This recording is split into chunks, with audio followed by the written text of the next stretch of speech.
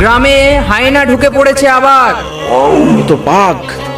এ তো সেই হায়নাটা। এই রাস্তায় কালকে বাঘটা ঢুকেছিল।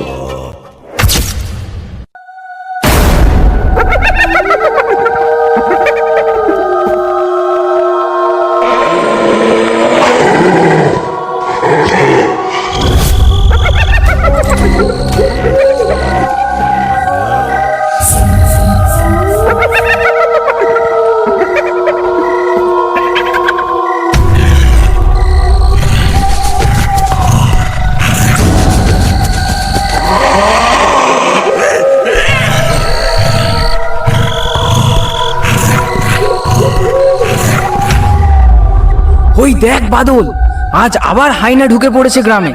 পালা পালা।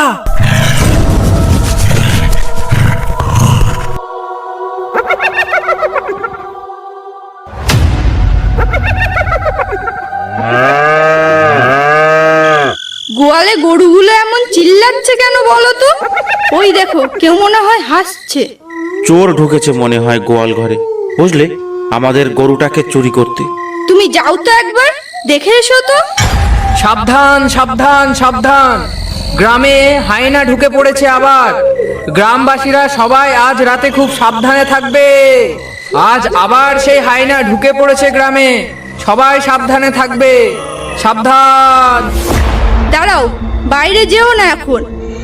রাত প্রহরী কি বললো শুনলে তো? কিন্তু এখন তো সবে সন্ধে, এর মধ্যেই হায়নার উৎপাত শুরু হয়ে গেল। দেখো গরুটা কিভাবে ডাকছে, মনে হয় আমাদের গরুটা আর বেঁচে নেই। আমি বলি কি, এই গোসাবাতে আর নয়, চলো না আমরা ধামাখালির দিকে কোথাও ঘর বাঁধি। আমার না তোমাকে নিয়ে খুব চিন্তা হয়। এমনিতেই সুন্দরবন বাঘের দেশ, তারপর আবার হায়নার উৎপাত। আরে তুমি চুপ করো তো রিনা, আমি জন্মেছি সুন্দরবনে আর মরবো সুন্দরবনে। সুন্দরবন আমার মাতৃভূমি যে। তবুও শুনেছি বাঘের চেয়েও ভয়ঙ্কর ভাবে মানুষকে মারে ওই হায়নাতে, গায়ের চামড়া ছিঁড়ে ছিঁড়ে খায়। হ্যাঁ, এটা তুমি ঠিক বলেছ রিনা। বাঘ শিকার ধরে ঘাড়ে কামড়ে, তাতে মানুষ সহজেই মারা যায়। কিন্তু হায়না, হায়না মানুষকে বাঁচিয়ে রেখে একটু একটু করে সারা শরীরের মাংস ছিঁড়ে খায়। দেবুদা দেবুদা, রতনকে রাস্তায় একা পেয়ে হায়নাটা টেনে নিয়ে গেছে মনোজদের বাগানে। তার ছেঁড়া ভোড়া দেহটা বাগানের এক কোনায় বিশ্রী ভাবে পড়ে আছে। তা মরু, কখনের ঘটনা এটা? এটা ঘন্টাখানেক আগের ঘটনা। রমেশ আর ভূপেন তোমাকে ডাকতে পাঠিয়েছে। লাশটা এখনই দোবাকির চরে পুঁতে আসতে হবে। সবাই মিলে একসাথে না গেলে হায়নাটা হয়তো আমাদের উপরেই আক্রমণ করতে পারে। তাই এখন কোথায় যেতে হবে? ওই দোবাকির চরে? তাছাড়া এখন আর কোনো উপায় নেই গো দেবুদা। চলো, বেশি দেরি করলে হয়তো শিয়াল কুকুরে লাশটা টেনে নিয়ে যেতে পারে। শোনো না, এই রাতে তোমার যাওয়াটা কি ঠিক হবে? কি বলছো রিনা তুমি এসব? আমাদের গ্রামের একটা ছেলে দুর্ঘটনা ঘটেছে, সাহায্য করাটা তো আমাদের কর্তব্য। তুমি কোনো চিন্তা করো না, কাজ হয়ে গেলে আমি জলদি ফিরে আসব। এই চল মরু। চলো দেবুদা চলো।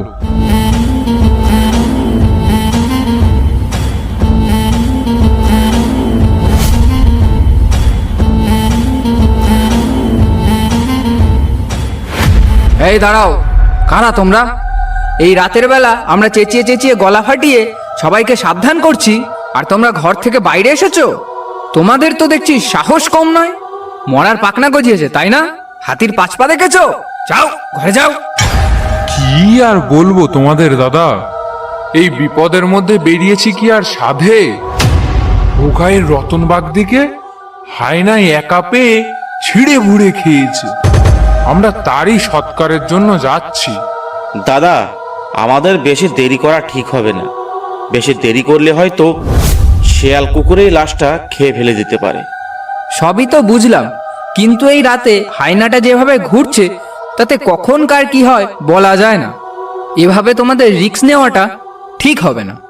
ভয় নেই দাদা, সামনে আমাদের আরো দুজন বন্ধু আছে। হায়না এলে আমরা চারজনে পিটিয়েই মেরে ফেলবো। ঠিক আছে, যাও তাহলে।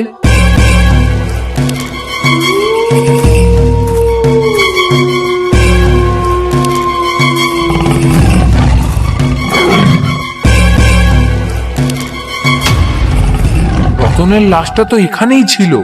কি যেন একটা চলে গেল লেজ নাড়তে নাড়তে, দেখলি? আর ভূপেন আর রমেশ কোথায়? ওরা দুজনে তো এখানেই দাঁড়িয়েছিল। ওসব বাদ দে, তুই লাঠিটা শক্ত করে ধর আর চল আমার পিছন পেছন গিয়ে দেখি ওটা কোথায় গেল। যদি ওটা হায় না হয়, আমরা দুজনেই ওকে পিটিয়ে মারবো। দেবুদা, একবার ভূপেন আর রমেশকে ডেকে দেখলে ভালো হতো না? সঙ্গে লোক বেশি থাকলে আমাদেরই তো ভালো হতো। ভালো তো হতো, কিন্তু বেশি দেরি করলে বেটা এখান থেকে পালিয়ে অন্য পাড়ায় ঢুকে পড়বে। তার থেকে চল এখনই ওর ব্যবস্থা করা যাক। মনে হয় ও বেশি দূরে যায়নি। চলো তাহলে, তোমার যখন এতই সাহস।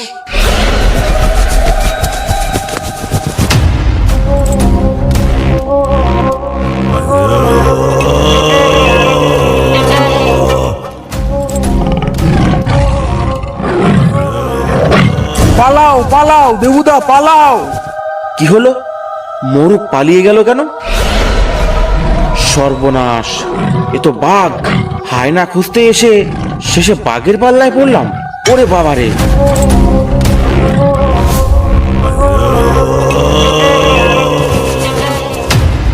কিরে মরু, তুই আমাকে ফেলে ওভাবে পালালি কেন? যদি আমাকে আজ বাঘে খেয়ে ফেলতো? আরে দেবুদা, তার জন্যই তো আমরা সবাই মিলে যাচ্ছিলাম তোমাকে বাঁচাতে। তুই তো ভালো মানুষ না রে, বিপদের মধ্যে এভাবে ফেলে পালাস। তোর সঙ্গে আর কোনোদিন কোথাও যাব না, মরে গেলেও। আর ভূপেন, তোরা এতক্ষণ কোথায় ছিলি? আর বলো না দেবুদা, আমরা রতনের লাশের পাশেই দাঁড়িয়েছিলাম, কিন্তু হঠাৎ করে ওখানে একটা বাঘ চলে আসাতে তখন কি আর করব, লাশটা ফেলে পালানো ছাড়া আর তো কোনো উপায় দেখলাম না। তাহলে এখন কি করবি? রতনকে তো বাঘটা মুখে করে নিয়ে পালিয়েছে। এতক্ষণ তার আর কিছু অবশিষ্ট নেই। ওই বাঘের থেকে দেহটা ছাড়াতে গেলেও কিছুই পাবো না। আমি বলি কি দেবুদা, কাল সকালে একবার মোড়লের সঙ্গে কথা বলে দেখলে হতো না? কিছু করা যায় কিনা? তাহলে এখন যাও, যে যার বাড়ি যাও।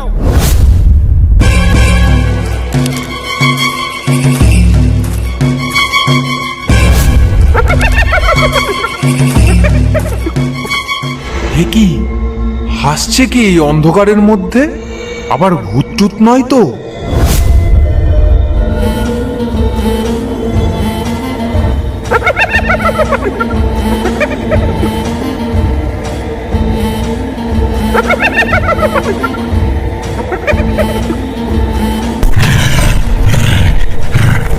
এ তো সেই হায়নাটা। এবার আমি কি করি? পালাতে হবে। হ্যাঁ, আমাকে পালাতে হবে।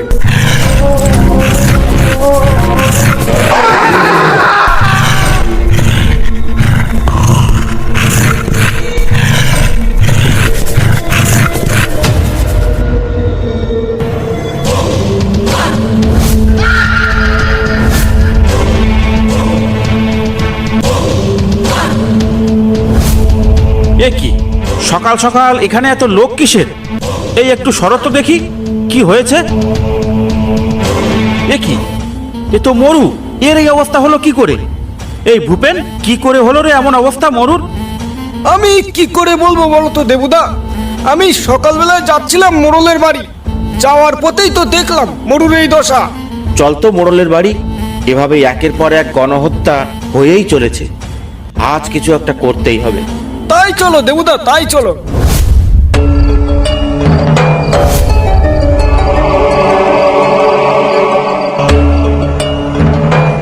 তোরা এসে গেছিস? আমি আর রমেশ সকাল থেকে তোদের জন্য অপেক্ষা করছি। আর কালকের কথা সবই আমি শুনলাম। মরু কোথায় রে? মরু তো এখনো এলো না। মরু আর আসবে না। তুমি কালকের কথা তো সবই শুনলে, আর আজকের কথা কিছু শুনলে? কেন, আজ আবার কি হয়েছে? আর মরু আসবেই বা না কেন? বেটা কি শ্বশুর বাড়ি গেছে ভয়ে? মরু আর বেঁচে নেই গো মোড়ল মশাই। কাল রাতেই মরুকে হায়নাটা ছিঁড়ে বুড়ে খেয়েছে। গিয়ে দেখো মাঝ রাস্তায় মোড়ল লাশ পড়ে আছে। মোড়ল মশাই, শুধু হায়না নয়, একটা বাঘও ঢুকেছে গ্রামে। দিনের বেলা দেখা যাচ্ছে না, রাত হলে আবার বেরোবে, আবার এই গায়ের লোক মারবে। কাল দুজনকে মেরেছে, আজ আবার তৈরি থেকো। কার কপালে কি আছে কে জানে। আজ আর কাউকে মরতে হবে না, আমি এক্ষুনি ফরেস্টার অফিসে গিয়ে খবর দিচ্ছি। এই রমেশ, তুই যা তো ফরেস্টার অফিসে যা, গিয়ে বল যে মোড়ল পাঠিয়েছে, আর পুরো ঘটনাটা খুলে বল। গিয়ে বলবি মোড়ল বলেছে আজ দুপুরের মধ্যে ওই বাঘ আর ওই হায়নাটাকে ধরা চাই। ঠিক আছে মোড়ল মশাই, আমি এক্ষুনি যাচ্ছি।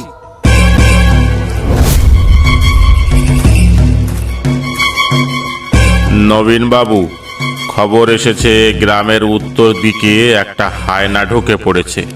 তুমি চলো আমার সঙ্গে। স্যার, স্যার, আমাকে মোড়ল মশাই পাঠিয়েছে। গ্রামে হায়না ঢুকেছে, আর সেটাকে ধরার জন্য, তাই তো? স্যার, গ্রামে শুধু হায়না নয়, আরো একটা বাঘও ঢুকেছে। আর হায়নাতে কাল দুজন গ্রামের নিরীহ লোককে মেরেছে।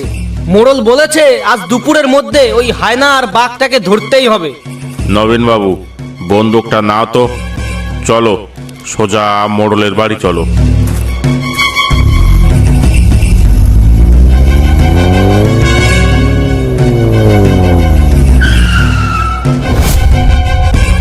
এই তো দারোগাবাবু এসে গেছে, তোমাদের আর কোনো ভয় নেই।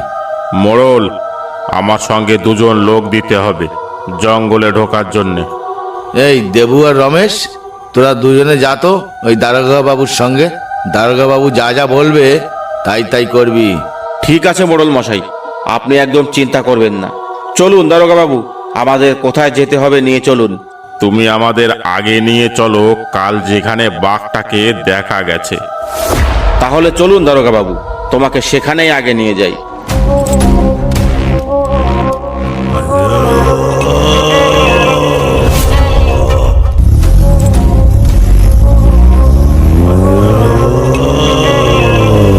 দাঁড়ান দাঁড়ান দারোগা বাবু, এই রাস্তায় কালকে বাঘটা ঢুকেছিল। আমরা তার পিছুও নিয়েছিলাম, কিন্তু ভয়ে কিছু বলতে পারিনি। নবীন, বন্দুক লোড করো, আর তুমি আগে আগে চলো।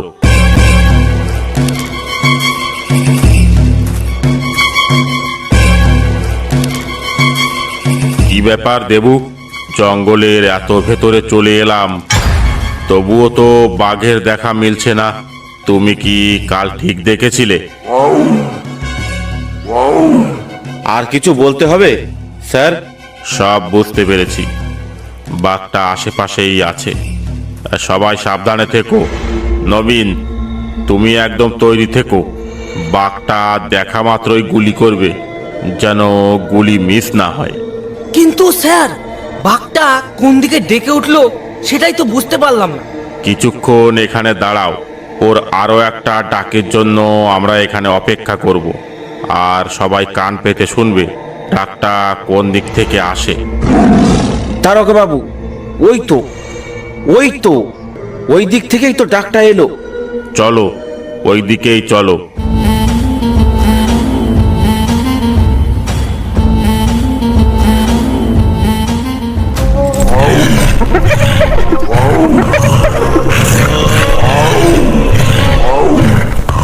দেখুন দারোগা বাবু, দেখুন, বাঘটা এমনি এমনি ডাকছিল না, ওই হায়নাটাকে দেখেই বাঘটা ডাকছিল।